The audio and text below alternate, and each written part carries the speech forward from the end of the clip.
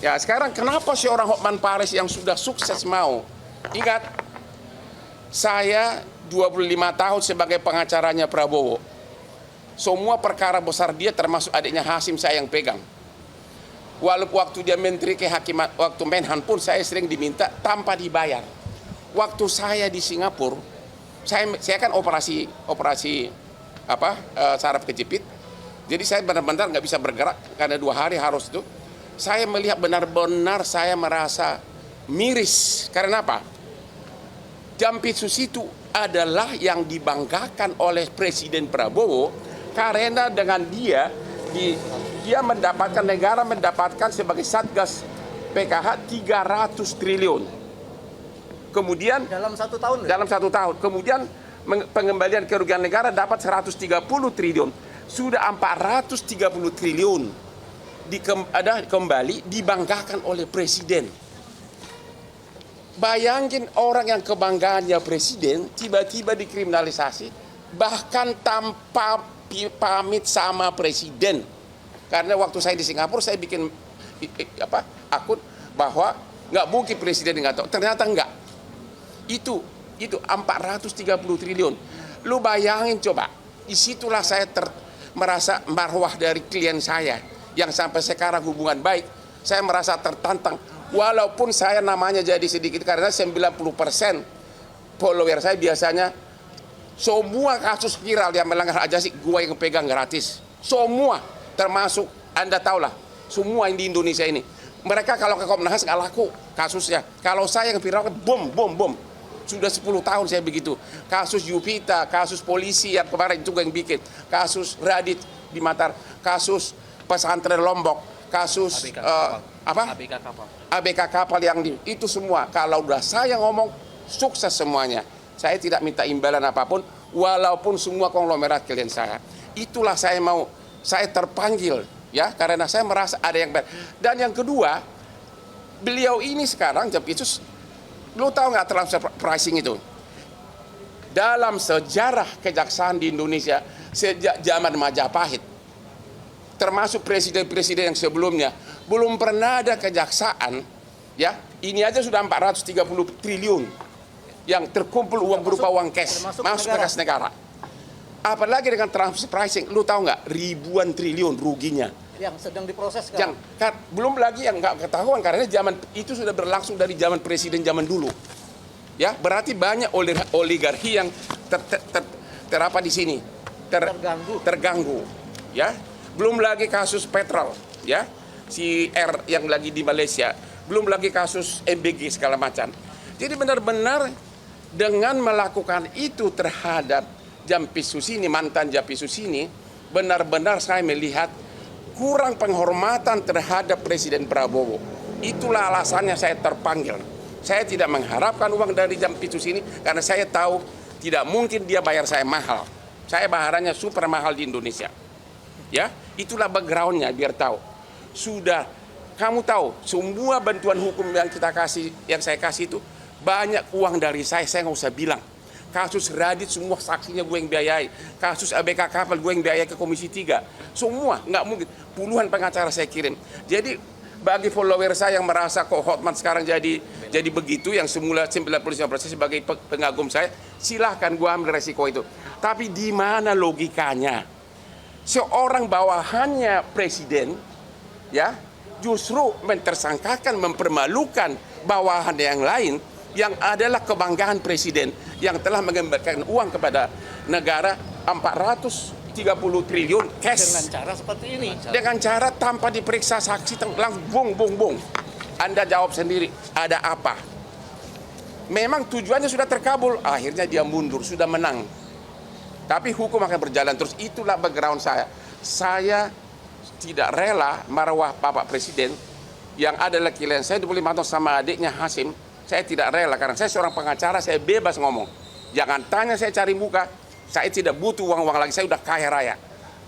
Ya, dan semua klien saya konglomerat tanya semuanya. Perkara bisnis di Singapura, semua gue yang pegang kalau dari Indonesia. Kemudian benar-benar saya merasa selama saya di Opname, saya kok presiden digituin? Padahal banyak video, inilah video-video dari presiden saat membanggakan uang hasil temuan dari Jampitsus, tentu dengan atasannya Jaksa Agung. Inilah, Anda sudah tahu itu, berpuluh-puluh triliun. Kok bisa orang yang tangan kanannya ini begitu saja dipermalukan, melanggar KUHAP? Kalau ada yang mengatakan itu tidak melanggar KUHAP, ayo kita sama-sama robek gelar sarjana hukum kita. Benar-benar KUHAP itu tidak dipakai sama sekali. Ya, benar-benar saya merasa kok presiden digituin, padahal belum ada zaman dulu pun, sejak dari SBY, dari mulai Jokowi, kejaksaan ratusan triliun, udah 430 triliun uang cash masuk ke kas negara. Waktu sebentar. Belum lagi transpricing itu bisa ribuan triliun. Dan siapa yang melakukan itu? Jampitsus Febri. Kok kenapa langsung lebih rendah dari tukang ayam, lebih rendah dari pencuri ayam? Andalah yang tahu apa backgroundnya. Ya, ada lagi? Apa? Emang lu fakultas hukum udah jelas lah, nggak usah pakai ditanya pasal berapa. Monyong lu ah. Udahlah, nanti kalau kamu datang ke saya, pasal berapa? Ini semua, ini mantan jaksa. Jelas bahwa seseorang mau ditetapkan sebagai tersangka, apalagi dipermalukan, minimum dipanggil dulu, ya, dipanggil saksinya dulu. Kalau kau nggak tahu pasalnya, lu berhenti dari wartawan. Iya kan? Masih ada mau nanya apa lagi? Satu-satu. Tunggu satu-satu sebentar. Jawab dulu sebentar. Tidak ditahan karena memang Anda sudah melihat sendiri. Anak SD pun mengatakan bahwa itu bukan tindak pidana, belum ada bukti. Kami sudah mengajukan permohonan untuk tetap tidak ditahan. Satu. Tadi dengan alasan karena beliau ini begitu ditetapkan tersangka mengundurkan diri. Itu artinya kooperatif, mempersilakan pemeriksaan secara profesional. Tanpa intervensi. Tidak mau mengintervensi. Oke. Selanjutnya kedua, karena sudah tidak Jampitsus, dia tidak bisa mengatur apa-apapun yang ada di dalam sini lagi. Sudah ada PLT-nya. Ketiga, barang buktinya pun sudah dikuasai oleh penyidik. Apalagi itu alasan-alasan yang selama ini dikeluarkan oleh penyidik untuk melakukan penahanan. Yang terakhir, karena ada upaya hukum cekal, tidak perlu ditakutkan lagi dia keluar negeri.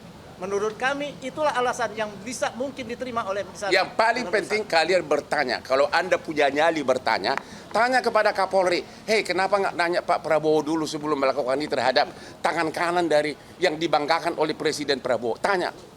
Saya baru tahu tidak ada izin. Coba bayangkan coba.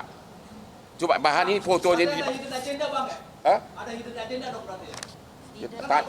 Tanya kakekmu, masa tanya gua? Nggak tanya kakekmu lah. Ya udah deh, udah gua nggak tahu. Ya lu udah deh, saya nggak tahu agenda itu. Jangan tanya itu. Udah deh, shut up. Nggak, saya nggak tahu. Udah deh, kok pada bisa gua menafsirkan maunya orang? Udah saya jawabannya, lu harusnya tahu. Kita tidak bisa menafsirkan. Loh. Cuma kita berpikir seperti itu. Seorang kebanggaan dari ini, lihat enggak foto ini, kebanggaan dari presiden. Dan sudah mengembalikan ke negara 430 triliun. Belum lagi transfer prasi yang begitu besar yang tidak pernah disentuh sebelumnya. Begitu saja dipermalukan. Ada apa? Tanya, makanya malam ini kalian langsung ke Mabes Polri tanya kalau kau bukan pengecut. Ya? Apa? Yang keliru. Iya, betul. Udah. Kalau kau punya otak, lu tahu jawabannya. Sudah, titik ya. Ya udah deh, jawaban sendiri lah, jangan coba-coba. Nanti kau akan tulis menurut Hotman sih. Lu udah tahu jawabannya, ya kan? Sudah mulai capek kita, Bang. Selama dia ditahan ini Pak Febri ada di rumah yang di Jakarta Selatan. Gua nggak tahu. Kita enggak tiap hari nempel ke dia, ketemu Ya. sekali aja tadi sudah selesai ya. Udah jelas? Jadi unsur hukumnya tidak dipenuhi, unsur dari segi sopan santun, penghormatan terhadap atasan juga tidak ada. Itu terjadi, bayangkan coba. Andalah yang tahu. Oke? Kalau ada anak Anda yang sangat membanggakan, Anda sudah menghasilkan duit bagi keluarga, tiba-tiba oleh anak yang lain langsung dipermalukan. Apa? Yang malu duluan adalah bapaknya. Makanya saya bilang, saya maju, ya. Saya tidak mengharapkan apa-apa dari presiden. Lo tahu gua dikasih jabatan apapun, termasuk menggantikan siapa itu, si Pigai, gua nggak akan mau, nggak tertarik gua. Walaupun perlindungan HAM sudah ribuan kasus dari gue dari Kopi Joni tanpa imbalan apapun. Modal saya hanya 1 handphone. Begitu saya teriak, habis semua. Semua penyidik langsung kocar kacir. That's me, Hotman Paris. Teman dekat MB dulu. Oke, cukup ya. Terima kasih banyak semua ya. Mari.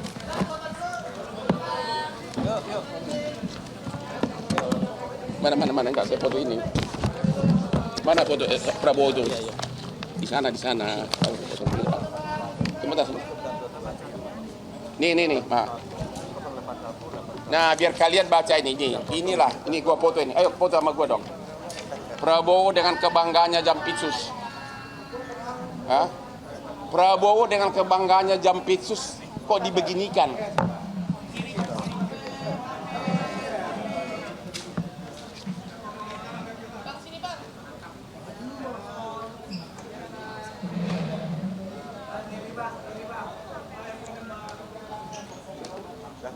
Sudah. Sudah cukup, terima kasih semua ya. Bawa tuh, saya mau pulang. Ya.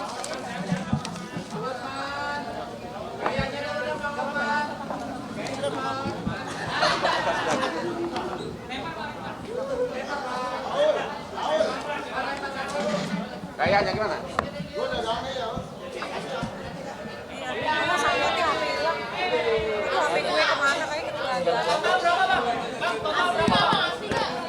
Jadi bilang kepada fans saya udah dugaan, termasuk follower saya juga, saya tidak mencari uang. Saya benar-benar Nanti teleponnya. saya menjaga marwah dari presiden kita, raja kita dan klien saya. Bang, gaya lagi bang. Karena saya udah bilang kuat dirobek-robek.